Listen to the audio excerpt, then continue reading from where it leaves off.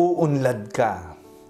Ako po si Father Fiel Pareha at ito po ang ating segment, ang Daily Devotion, na kung saan tayo po ay magdarasal, magbabasa at magninilay kasama ng salita ng Diyos sa buong taon.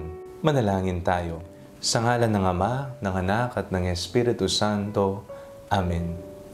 Halina, banal na Espiritu, liwanagan mo ang aming puso at isip, nang maunawaan at may sa buhay namin ang iyong salita. Amen. Our Bible passage for today is from the book of Psalms, chapter 1, verses 1 to 3, and I read it for you. Happy are those who do not follow the advice of the wicked, or take the path that sinners tread, or sit in the seat of scoffers. But their delight is in the law of the Lord, and on His law they meditate day and night. They are like trees planted by streams of water, which yield their fruit in its season, and their leaves do not wither. In all that they do, they prosper. Sa lahat ng kanilang ginagawa, sila ay umuunlad. Gusto mo bang umunlad sa iyong buhay? Sino ba naman ang ayaw na umasenso?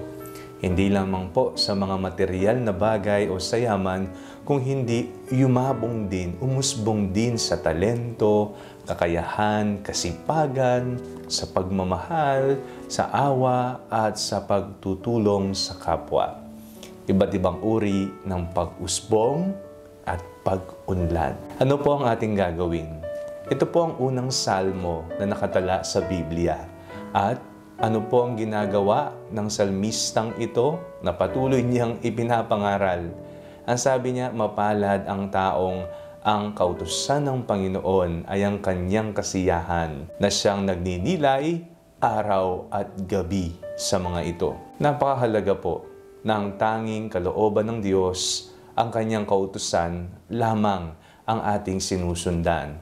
At hindi natin sinusundan ang mga gawi ng mga masasama, ang ugali ng mga hindi makadiyos. Bagkus araw at gabi, walang ibang ginawa kung hindi ang sundan ang kalooban ng Diyos. Sa ating pag-unlad, kasama natin ang Panginoon.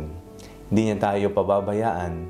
Lahat ng mga biyayang ating kinakailangan sa buhay ay Kanyang ipagkakaloob. Manalig nawa tayo na tayong lahat ay uunlad sa ngalan ni Jesus. Amen. Manalangin tayo. Panginoong Jesucristo, nais po naming umasenso sa buhay. Bigyan niyo po kami ng kakayahan at grasya na maibigay ang aming sarili upang pagnilayan ng husto at alamin kung ano ang iyong banal na kalooban dito sa mundo. Amen. Sa ngalan ng Ama, ng Anak at ng Espiritu Santo. Amen. Huwag po ninyong kalimutang i-like ang video ito, mag-comment po kayo and share it with your family and friends. Ang Panalangin Bago Matulog ay may sariling Facebook page na po. Huwag niyo pong kakalimutang mag-like at mag-follow dito, and do not forget to subscribe to our YouTube channel.